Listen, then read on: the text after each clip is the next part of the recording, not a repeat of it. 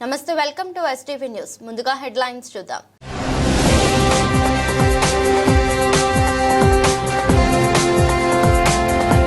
విశాఖ పెట్టుబడుల సదస్సుకు సింగపూర్ మంత్రికి ఆహ్వానం. సింగపూర్ మంత్రి టాన్ సి లాంగ్ ముఖ్యమంత్రి చంద్రబాబు బృందం భేటీ.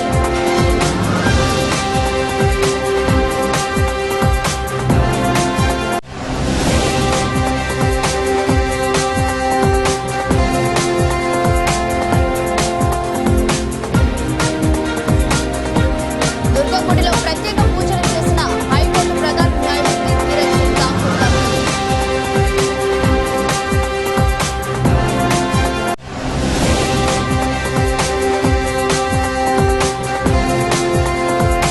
రైతులకు యూరియా, ఇతర ఎరువుల కొరత రావడంతో కృత్రిమ కొరత సృష్టించే వ్యాపారులపై కఠిన చర్యలు. కలెక్టర్, ఇరిగేషన్ శాఖ అధికారులతో సీఎస్కే విజయానంద్ గ్రీన్ ఎనర్జీ రంగంలో ఆంధ్రప్రదేశ్ భారీ ప్రాజెక్టులను చేపట్టిందని, ఇందులో సింగపూర్ నుంచి మరింత సహకారాన్ని ఆశిస్తున్నామని ముఖ్యమంత్రి చంద్రబాబు నాయుడు స్పష్టం చేశారు. సింగపూర్లో 2వ రోజు పర్యటనలో భాగంగా ఆ దేశ వాణిజ్య పరిశ్రమల శాఖలోని మానవ వనరులు, శాస్త్ర సాంకేతిక విభాగం మంత్రి టాన్ సి లాంగ్ తో ముఖ్యమంత్రి చంద్రబాబు, మంత్రులు, అధికారుల బృందం భేటీ అయింది. అలాగే గ్రీన్ హైడ్రోజన్ ట్రాన్స్మిషన్ కారిడార్లు, పోర్టులు తదితర రంగాల్లో సింగపూర్ కంపెనీలు భాగస్వామ్యం వహించాలని ముఖ్యమంత్రి కోరారు. డేటా సెంటర్ల ఏర్పాటుకు సంబంధించిన అంశంలోనూ సింగపూర్ భాగస్వామ్యం అవసరమని సీఎం చంద్రబాబు అన్నారు. లాజిస్టిక్ రంగంలో సింగపూర్ బలంగా ఉందని, ప్రస్తుతం ఏపీలోనూ పోర్టుల నిర్మాణం వేగంగా జరుగుతోందని సింగపూర్ మంత్రికి సీఎం చంద్రబాబు వివరించారు. పోర్టులు, లాజిస్టిక్స్ రంగంలో ఉత్తమ విధానాలను అనుసరించడంలో సింగపూర్ ఏపీకి సహకరించాలని ముఖ్యమంత్రి కోరారు. మానవ వనరులు, సైన్స్ అండ్ టెక్నాలజీ, ట్రేడ్ రంగాల్లో సింగపూర్ భాగస్వామ్యం అవసరమని ముఖ్యమంత్రి చంద్రబాబు అభిప్రాయపడ్డారు. మరోవైపు గత ప్రభుత్వ హయాంలో సింగపూర్ కంపెనీలు ఎదుర్కొన్న ఇబ్బందులు, వాటిని పరిష్కరించే అంశంపై సింగపూర్ మంత్రి టాన్ సి లాంగ్ తో సీఎం చర్చించారు. గతంలో జరిగిన పొరపాట్లు పునరావృతం కాకుండా రికార్డులు సరిచేసేందుకే సింగపూర్ వచ్చానని ముఖ్యమంత్రి స్పష్టం చేశారు. సింగపూర్ పై ఉన్న అభిమానంతో గతంలో హైదరాబాద్ లో సింగపూర్ టౌన్షిప్ నిర్మించామని చంద్రబాబు గుర్తు చేశారు. సింగపూర్ ను చూసే గతంలో హైదరాబాద్ లో రాత్రిపూట రోడ్లను శుభ్రం చేసే కార్యక్రమాన్ని చేపట్టామని అన్నారు. మరోవైపు ఏపీలో నవంబర్ నెలలో జరిగే భాగస్వామ్య సదస్సుకు హాజరు కావాలని సింగపూర్ మంత్రి టాన్ సి లాంగ్ ను సీఎం ఆహ్వానించారు.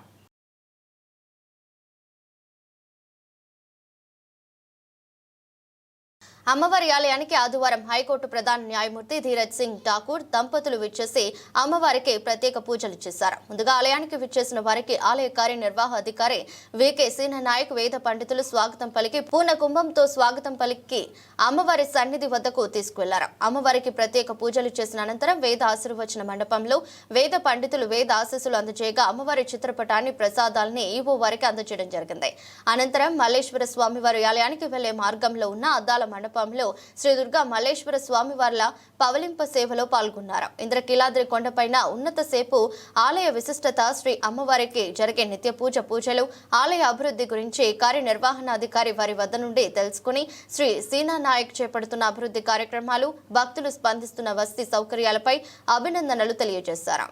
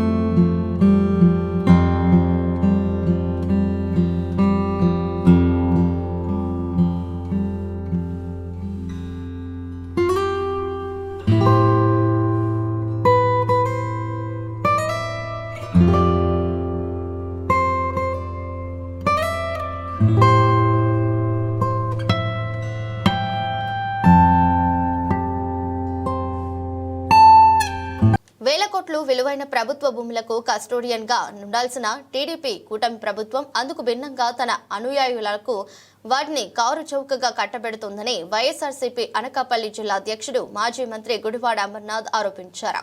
గడిచిన 15 నెలలుగా చంద్రబాబు ఆయన కుమారుడు రాష్ట్రంలో ప్రభుత్వ భూములను తమ మనుషులకు తమకు నచ్చిన సంస్థలకు పప్పు బెల్లాల్లా పంచిపెడుతున్నారని మండిపడ్డారు. నగరంలోని వైఎస్ఆర్సీపీ కార్యాలయంలో ఆదివారం ఆయన మీడియాతో మాట్లాడుతూ ఈ నెల 24న జరిగిన కేబినెట్ భేటీలో విశాఖలో 3,000 కోట్ల భూములను కారు చౌకగా తమకు కావాల్సిన రియల్ ఎస్టేట్ సంస్థలకు కట్టబెట్టారన్నారు.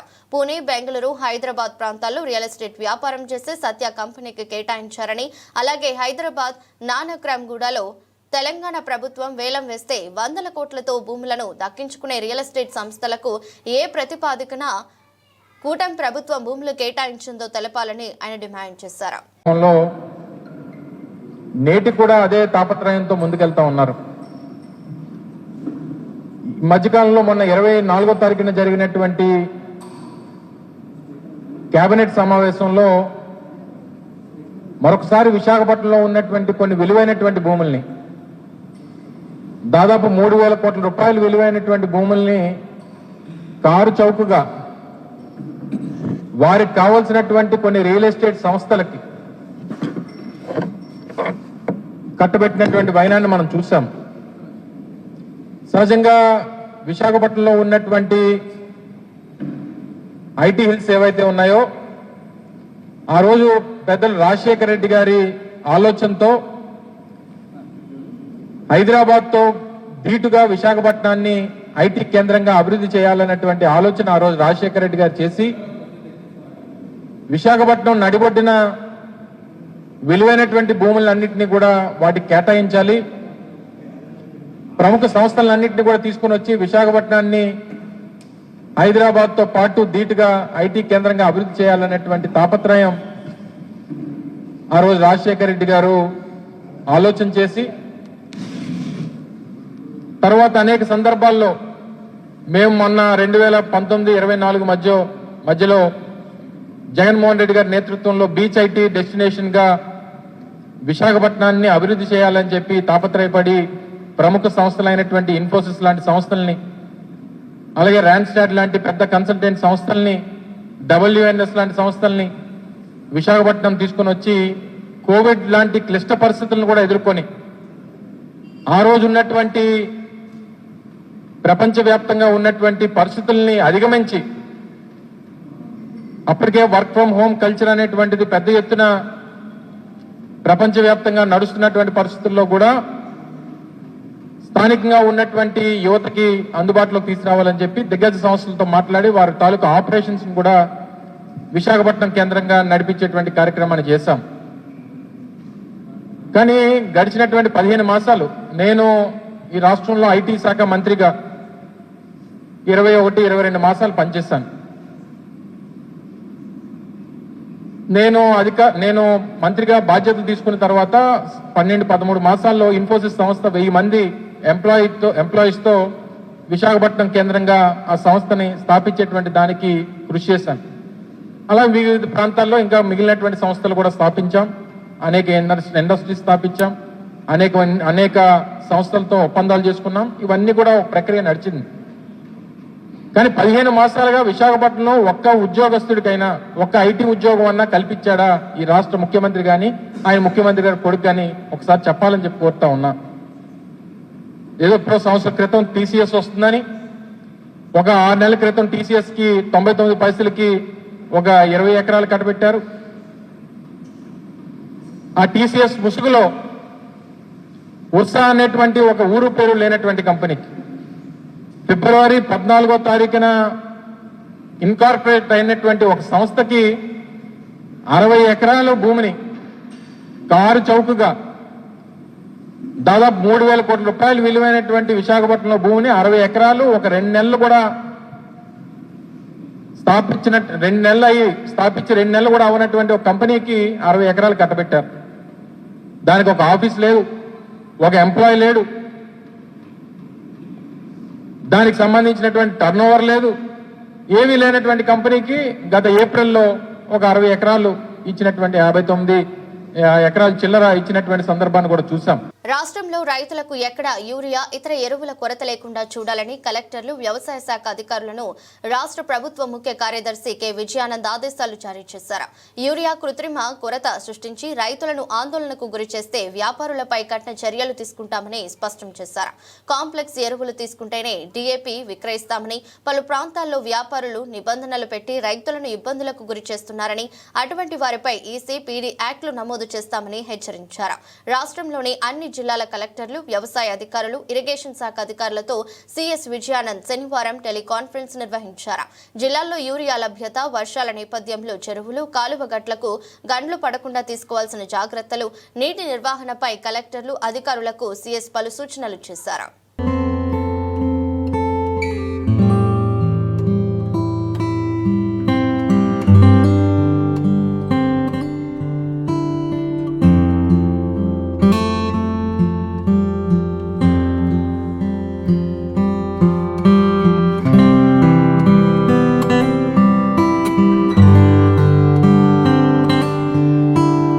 సృష్టి అంటే సినిమా టికెట్లు పెంచడమా అని మాజీ మంత్రి వెల్లంపల్లి శ్రీనివాస్ దుయ్యబట్టారు.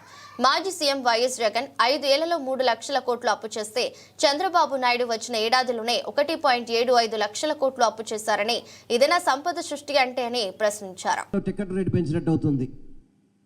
సినిమా టికెట్ రోజుకు 150 రూపాయలు, 200 రూపాయలు ఉంటే 600 రూపాయలు వసూలు చేయడం, 800 రూపాయలు వసూలు చేయడం, అదేనా సంపద సృష్టి అంటే?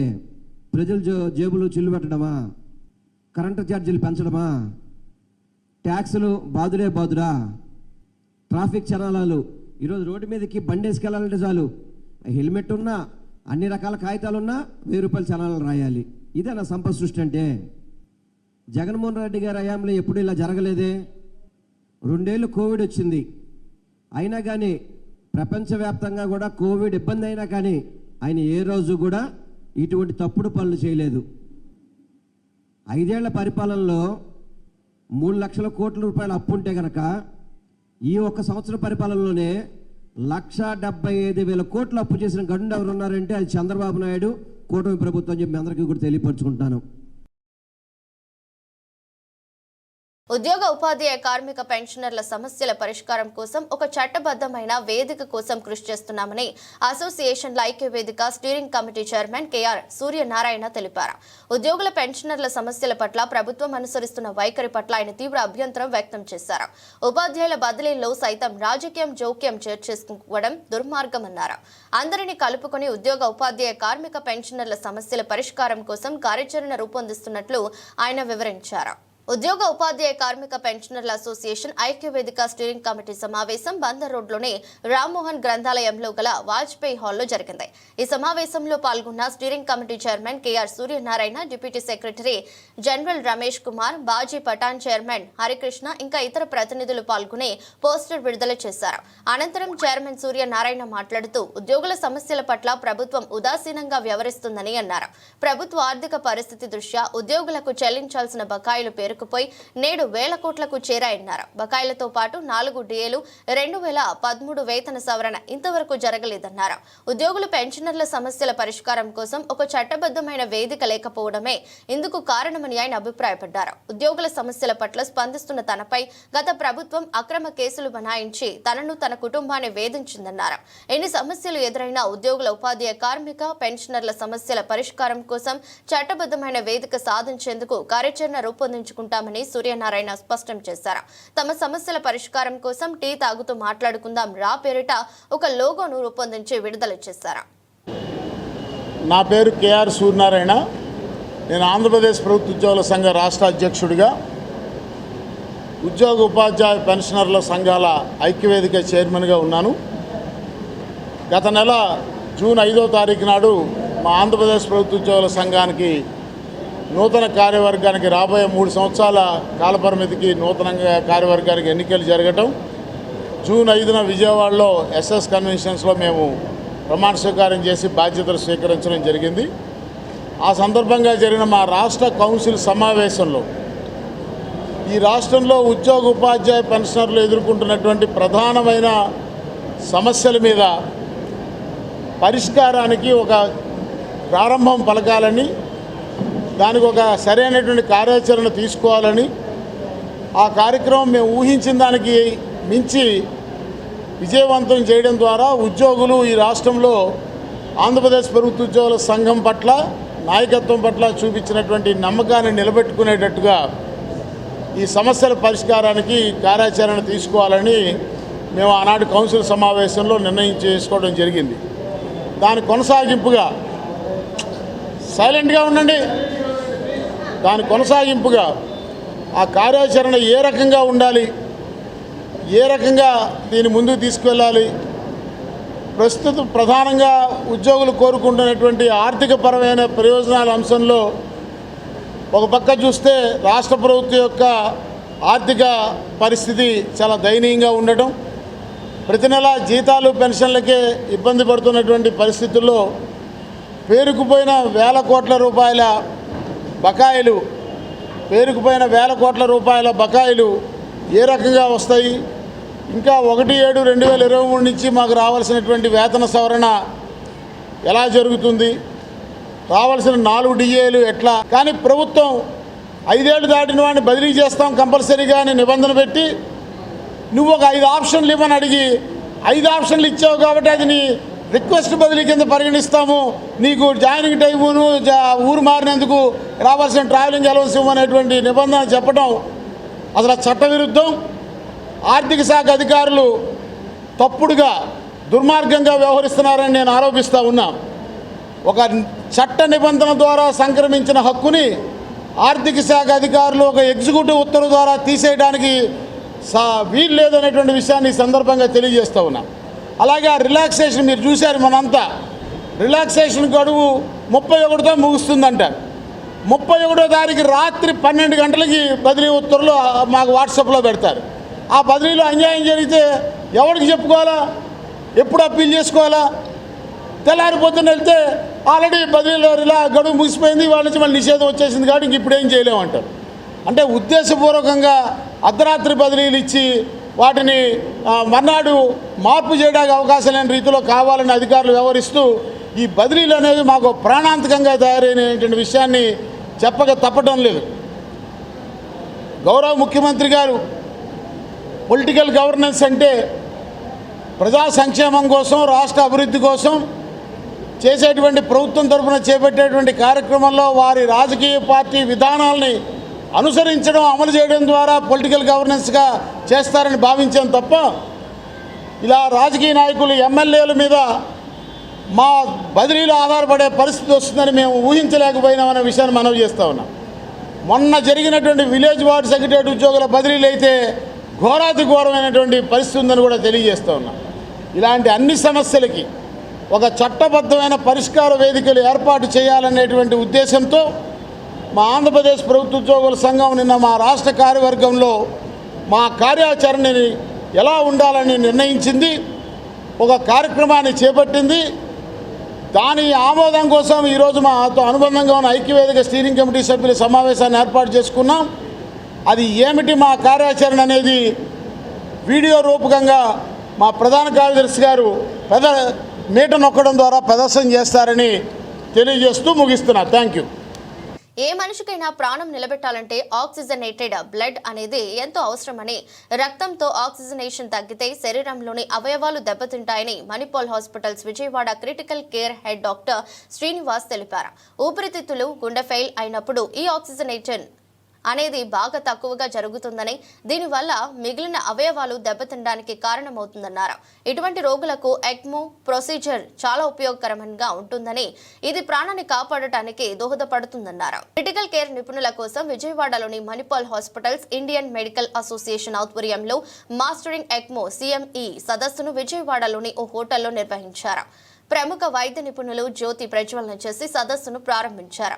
దేశంలోని క్రిటికల్ కేర్ మెడిసిన్ లో అత్యుత్తమ నిపుణులు ఎక్స్ట్రా కార్పోరియల్ మెంబ్రెయిన్ ఆక్సిజనేషన్ లో అధునాతన పద్ధతులు, ఆవిష్కరణల గురించి చర్చించారు. ఈ సందర్భంగా Manipal hospitals Vijayawada critical care head doctor Srinivas మాట్లాడుతూ ఎక్మో ప్రొసీజర్ ను విజయవాడలో ప్రవేశపెట్టడానికి CME సదస్సు ఎంతో ఉపయోగకరంగా ఉంటుందన్నారు.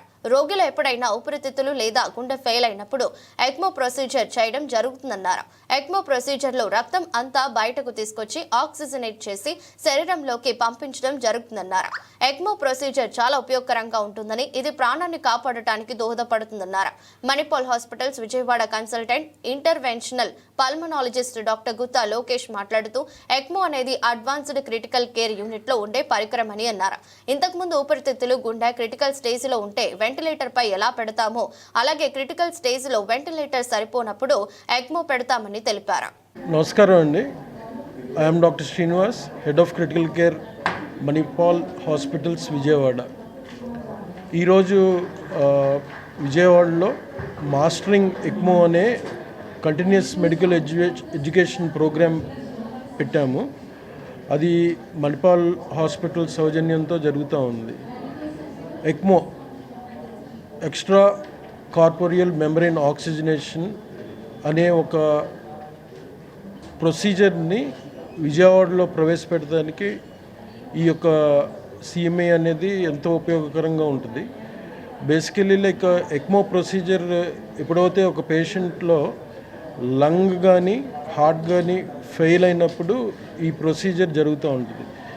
ఇందులో ఏంటంటే బ్లడ్ అంతా బయటికి తీసుకొచ్చి ఆక్సిజనేట్ చేసి మళ్ళీ బాడీలోకి పంపించడం జరుగుతూ ఉంటుంది.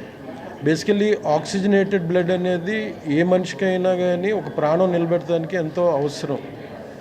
ఈ ఆక్సిజనేషన్ అనేది లంగ్ ఫెయిల్ అయినప్పుడు జరుగుతూ ఉంటుంది, హార్ట్ ఫెయిల్ అయినప్పుడు బాగా తక్కువగా అవుతూ ఉంటుంది బాడీలో. అది మిగతా ఆర్గాన్స్ అన్నీ కూడా ఫెయిల్ అవడానికి కారణం అవుతూ ఉంటుంది. సో ఇటువంటి పేషెంట్స్కి డెఫినెట్గా ఈ ఎక్మో అనే ప్రొసీజర్ చాలా హెల్ప్ఫుల్గా ఉంటుంది. It's a life saving frontier. Thank you. నా పేరు doctor Gutta Lokesh, consultant international pulmonologist at Manipal hospitals Vijayawada.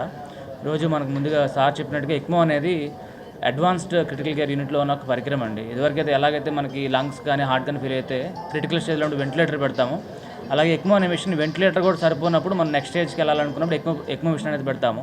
ఇది మన టెంపరీగా అంటే అంతకుముందు నార్మల్గా తిరిగే మనిషి సడన్గా ఏదైనా ఇన్ఫెక్షన్ వచ్చి, ఇన్ఫ్లుయెన్జా కావచ్చు, అంతకుముందు కోవిడ్ కావచ్చు, ఎనీ వైరల్ ఇన్ఫెక్షన్ వచ్చి మన లంగ్స్ ఫెయిల్ అయిపోతే వాళ్ళకి సపోర్టింగ్గా మనకు ఈ మిషన్ కనుక పెడితే చాలామంది 50% రికవర్ అయ్యి మళ్ళీ మామూలు మనిషి అయ్యే అవకాశం ఉంటుంది. సో ఎస్పెషల్లీ అంతకుముందు నార్మల్ ఉన్న వాళ్ళకి, తిరిగే వాళ్ళకి సడన్గా ఇన్ఫెక్షన్ వచ్చి లంగ్ ఫెయిల్ అవ్వడం ద్వారా, లేకపోతే ఏదైనా హార్ట్ ప్రాబ్లం రావడం కానీ సడన్గా, సో వాళ్ళకి టెంపరీగా ఈ సపోర్ట్ ఇస్తే ఇందులో బయటకు వచ్చి రికవర్ అయ్యి మళ్ళీ నార్మల్ అయ్యే అవకాశం ఉంటుంది. ఈ ప్రోగ్రామ్ అనేది ఎక్మో మిషన్ అనేది యూజువల్గా హైదరాబాద్ కానీ, చెన్నై కానీ, బెంగళూరు కానీ వెళ్ళవలసి వచ్చేది. ఈవెన్ డ్యూరింగ్ కోవిడ్ టైంలో కూడా 2021, 2022లో కూడా ఆ టైంలో కూడా చాలామంది విజయవాడ నుంచి హైదరాబాద్ వెళ్ళాలని అవసరం వచ్చేది. బట్ ఇప్పుడు మనం మణిపాల్ హాస్పిటల్లో అందరి అంటే ఎక్మో అనేది ఒక్క మనిషి చేసేది కాదండి. ఒక క్రిటికల్ కేర్ స్పెషలిస్ట్ ఉండాలి, అలాగే పల్మనాలజిస్ట్, కార్డియాలజిస్ట్ అందరూ కూడా ఉండాలి, ఒక నర్సింగ్ కేర్ కానీ, పర్ఫ్యూషనిస్ట్ కానీ, సో అందరూ కలిసి చేసే ప్రక్రియ ఇది. సో అలాంటి టీం అంతా కూడా మణిపాల్ హాస్పిటల్లో ఉన్నారు. అలాగే మనం ఎక్మో ప్రోగ్రామ్ అనేది విజయవాడలో మనం స్టార్ట్ చేసాము. ఇది అందుబాటులో మనకి ఉంది. స్పెసిఫిక్గా మనం ఇక్కడ నుంచి అంత దూరం వెళ్ళాల్సిన అవసరం కూడా లేదు. సో ఒక మనిషిని సేవ్ చేయడానికి ఒక లాస్ట్ స్టేజ్లో ఉపయోగించే పరికరం ఇది. డెఫినెట్గా మనకి చాలామంది లైఫ్స్ అనేవి సేవ్ అవుతాయి. సో ఇది ప్రజలకి అవేర్నెస్ క్రియేట్ చేయడానికి, అలాగే చుట్టూ ఉన్న డాక్టర్స్ కూడా అందరికీ అవేర్నెస్ క్రియేట్ చేయడానికి ఈ ప్రోగ్రామ్ చేస్తున్నామండి. Thank you. సో ఇవాళ మెయిన్గా ఈ ప్రోగ్రామ్ ఏదైతే చేస్తున్నామో మణిపాల్ హాస్పిటల్ ఆధ్వర్యంలో ఎక్మో అనే ప్రోగ్రామ్ మెయిన్గా సార్ చెప్పినట్టు advanced heart failure, advanced lung failure వాళ్ళకి మందులకి ప్లస్ వెంటిలేటర్ సపోర్ట్కి సహకరించిన వాళ్ళకి ఇది కృత్రిమంగా మనకి సపోర్ట్ చేయడానికి, ఎవరికి లంగ్స్ ఫెయిల్ అయినా అడ్వాన్స్డ్గా లేదంటే హార్ట్ ఫెయిల్ అయిన వాళ్ళకి సపోర్ట్ చేయడానికి బాగా ఉపయోగపడుతుందండి. ముఖ్యంగా ఇవాళ ఈ ప్రోగ్రామ్ చేయడానికి ముఖ్య కారణం మనకి ప్రజల్లో కానీ మన చుట్టుపక్కల ఉన్న డాక్టర్లకు కానీ అవేర్నెస్ క్రియేట్ చేయడానికండి. ఇట్లాంటి అడ్వాన్స్డ్ ప్రోగ్రామ్ అనేది మన దగ్గర ఉంది. ప్లస్ మల్టీడిసిప్లినరీ టీమ్ అంటే ఎన్నో టీమ్స్ ఇన్వాల్వ్మెంట్ అంటూ ఉంటుందండి ఎక్మోలో. మనకి పల్మనాలజిస్టులు, cardiologist, critical care, cardiothoracic surgeons ఇట్లాంటి అన్ని అవైలబిలిటీ అంటూ మనకి మణిపాల్ హాస్పిటల్లో ఉంది. కాబట్టి ఈ అవేర్నెస్ క్రియేట్ చేసి ఎంతో దూరం వెళ్లకుండా, అంటే ముఖ్యంగా ఇట్లాంటి వాటికన్నీ హైదరాబాద్లో కానీ, చెన్నైలో కానీ, బెంగళూరులో కానీ జరగడం ఉంటాయని చెప్పి ఎక్కువగా ఆశిస్తూ ఉంటారు. ఇప్పుడు ఇట్లాంటివన్నీ మనకి మణిపాల్ హాస్పిటల్లోనే ఈ సర్వీసెస్ అన్నీ ప్రొవైడింగ్ అనేది జరగడం అనేది ఉందండి. Thank you. Modern పెంటతలాన్ association Andhra Pradesh ఆధ్వర్యంలో 9వ ట్రైత్లే 2వ టెట్రాథలాన్ స్టేట్ ఛాంపియన్షిప్స్ పోటీలను పెనమలూరులోని బ్లూమింగ్ డేట్ ఇంటర్నేషనల్ స్కూల్లో నిర్వహించారు. నిన్నటి నుంచి జరుగుతున్న ఈ పోటీల్లో రాష్ట్రంలోని వివిధ ప్రాంతాలకు చెందిన క్రీడాకారులు ఉత్సాహంగా పాల్గొన్నారు. Horse riding, shooting, cross country run, swimming, fencing వంటి అంశాల్లో పోటీలు నిర్వహించారు. నేడు బహుమతి ప్రదానోత్సవ కార్యక్రమాన్ని నిర్వహించారు. ఎన్టీఆర్ జిల్లా పోలీస్ కమిషనర్ ఎస్వి రాజశేఖర్ బాబు ముఖ్య అతిథిగా విచ్చేశారు. చివరి రోజు పోటీలను ప్రారంభించడంతో పాటు విజేతలకు బహుమతులను అందజేశారు. ఈ సందర్భంగా పోలీస్ కమిషనర్ మాట్లాడుతూ క్రీడల్లో యువతను ప్రోత్సహిస్తే దేశ విదేశాల్లో తమ సత్తా చాటడానికి అవకాశం ఉంటుందన్నారు. ఒలింపిక్స్ లో మన ప్రాతినిధ్యం ఎక్కువగా ఉండాలన్నారు. రాష్ట్రం నలుమూలల నుంచి క్రీడాకారులు వచ్చి ఈ పోటీల్లో పాల్గొనడం సంతోషదాయకమన్నారు. Horse riding, shooting, cross country run, swimming, fencing వంటివి కలిపి మోడర్న్ పెంటథలాన్ గా అవతరించిందని అన్నారు. ఈ క్రీడలకు కరేజ్, ఫిట్నెస్, స్కిల్ అవసరమని అవి సంపూర్ణ వ్యక్తిత్వానికి దోహదపడతాయని చెప్పారు. స్టేట్ మోడర్న్ పెంటథలాన్ అసోసియేషన్ కార్యనిర్వాహక కార్యదర్శి కృష్ణ, అధ్యక్షులు ఉజ్వల్ వెలగపూడి మాట్లాడుతూ 10 సంవత్సరాలుగా రాష్ట్ర, జాతీయ, అంతర్జాతీయ పోటీలకు హాజరవుతూ క్రీడాకారులను ముందు తీసుకువెళ్తున్నామని చెప్పారు. తమ లక్ష్యం ఒకటేనని, అమరావతి నుంచి ఒలింపిక్స్ కు క్రీడాకారులను పంపించి భారతదేశ పతాకాన్ని ఎగురవేయాలని 10 ఏళ్లుగా కష్టపడుతున్నామని చెప్పారు. ఆంధ్రప్రదేశ్ ఈ స్పోర్ట్ని ఈ విధంగా ఎంకరేజ్ చేయడం చాలా సంతోషం. ముఖ్యంగా అమరావతి మీకు అందరికీ తెలుసు, ఇప్పుడు హ్యాపెనింగ్ ప్లేస్. త్వరలో అమరావతి మనకు సాకారం కాబోతుంది. ఆ సందర్భంలో గౌరవ ముఖ్యమంత్రి గారు ప్రతి సందర్భంలో చెప్తుంటారు, మనము ఒలింపిక్స్ గేమ్స్ మనము హోస్ట్ చేసే స్థాయికి ఎదగాలని. సో అందులో భాగంగా ఇటువంటి స్పోర్ట్స్ మన యువతలో కొంత ప్రోత్సహిస్తే ఖచ్చితంగా వీరు దేశ విదేశాల్లో తమ సత్తా చాటేదానికి అవకాశం ఉంటుంది. ఫ్యూచర్ అమరావతిలో జరిగే ఒలింపిక్స్లో ఈ స్పోర్ట్లో మన ప్రాతినిధ్యం ఎక్కువగా ఉండాలని నేను ఆశిస్తున్నాను. ఈ సందర్భంలో మనం రాష్ట్రం నలుమూల నుంచి ఈరోజు ఇక్కడికి యువత రావడం, ఈ స్పోర్ట్లో పార్టిసిపేట్ చేయడం చాలా సంతోషం. అంతేకాకుండా సంపూర్ణ వ్యక్తిత్వానికి ఇటువంటి క్రీడలు దోహదపడతాయి. ముఖ్యంగా ఇందులో మనకు 5 గేమ్స్ ఉన్నాయి. అందులో ముఖ్యంగా హార్స్ రైడింగ్ ఉంది. హార్స్ రైడింగ్ స్కిల్తో కూడిన గేమ్. అదేవిధంగా షూటింగ్ ఉంది, లేజర్ షూటింగ్ ఉంది, అది కూడా స్కిల్తో కూడిన గేమ్. తర్వాత క్రాస్ కంట్రీ రన్ ఉంది. అందులో కొంత మీకు ఫిజికల్ ఫిట్నెస్ అనేది దాంట్లో మనకు అవసరం. అదేవిధంగా స్విమ్మింగ్ అనేది కూడా ఫిజికల్ ఫిట్నెస్ అవసరం ఉన్న గేమ్. తర్వాత ఫెన్సింగ్ కూడా మళ్ళీ ఒక కరేజ్ ఉండాలి, అదేవిధంగా స్కిల్ ఉండాలి. సో ఈ విధంగా ఈ 5 గేమ్స్ ఏదైతే ఉన్నాయో, 5 స్పోర్ట్స్ ఏదైతే ఉన్నాయో, ఈ కాంబో ఆఫ్ దిస్ 5 స్పోర్ట్స్ ఒక మోడర్న్ పెంటథలాన్గా అవతరించి ఈరోజు ఒలింపిక్స్లో కూడా ఈ క్రీడ నడుస్తూ ఉంది. సో ఇందులో కాంబినేషన్ ఆఫ్ కరేజ్, ఫిట్నెస్, అదేవిధంగా స్కిల్, ఈ 3 కూడా ఒక సంపూర్ణ వ్యక్తిత్వానికి దోహదపడతాయి. సో ఇటువంటి గేమ్స్లో యువత పార్టిసిపేట్ చేయడం చాలా సంతోషం. ఈ అద్భుతమైన కార్యక్రమం 2015 నుంచి నిర్వహిస్తున్న ఈ మోడర్న్ పెంటథలాన్ అసోసియేషన్ ఆఫ్ ఏపీకి నా హృదయపూర్వక ధన్యవాదాలు తెలియజేస్తున్నాను. నా పేరు కృష్ణ, మోడర్న్ పెంటాథలాన్ ఫౌండర్. ప్రస్తుతం ఆర్గనైజ్ సెక్రటరీగా చేస్తున్నాను. 10 సంవత్సరాలుగా రాష్ట్ర స్థాయి పోటీలు, జాతీయ స్థాయి పోటీలు, అంతర్జాతీయ పోటీలు హాజరవుతూ మన క్రీడాకారులు ముందుకు తీసుకెళ్తున్నాము. మా గోల్ ఒకటి, అమరావతి టు ఒలింపిక్స్. అమరావతి నుంచి మన భారతదేశ పతాకాన్ని ఒలింపిక్స్లో ఆవిష్కరించాలని చెప్పి మేము 10 సంవత్సరాలుగా కష్టపడుతున్నాము.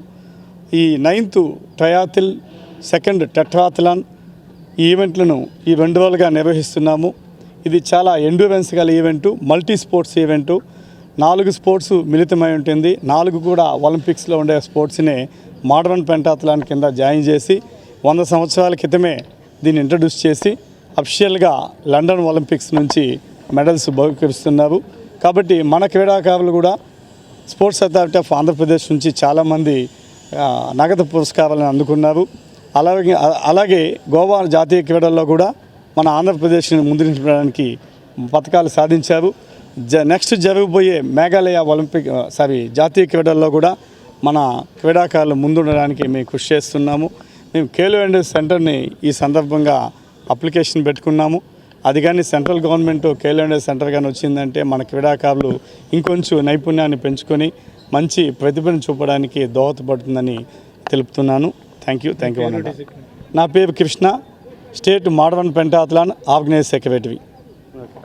ఎవ్రీవన్, నా పేరు Ujjwal Velagapudi, president of modern pentathlon association in Andhra Pradesh. మన కృష్ణయ్య గారు చెప్పినట్టు నెక్స్ట్ నేషనల్ గేమ్స్ మేఘాలయలో జరుగుతున్న నేషనల్ గేమ్స్కి మేము మన స్ట్రాంగ్ టీమ్ని తీసుకెళ్దామనే పట్టుదలతో కృషి చేస్తున్నాం. Thank you so much. వార్తలు ముగించే ముందు మరోసారి హెడ్లైన్స్.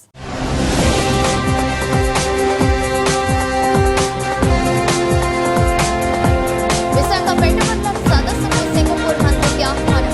సింగపూర్ మంత్రి టాన్సీ లాంగ్తో ముఖ్యమంత్రి చంద్రబాబు బృందం భేటీ.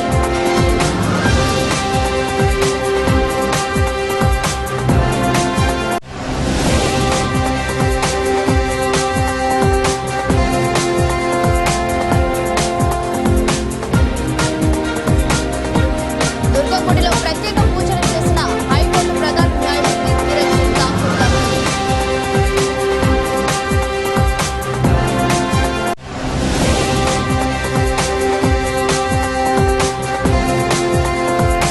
రైతులకు యూరియా, ఇతర ఎరువుల కొరత రావడంతో కృత్రిమ కొరత సృష్టించే వ్యాపారులపై కఠిన చర్యలు. కలెక్టర్, ఇరిగేషన్ శాఖ అధికారులతో సీఎస్కే విజయానంద్ ఎదురొస్ట్ బులెటిన్ మరో బులెటిన్లో మళ్ళీ కలుద్దాం. అంతవరకు సెలవు. నమస్కారం.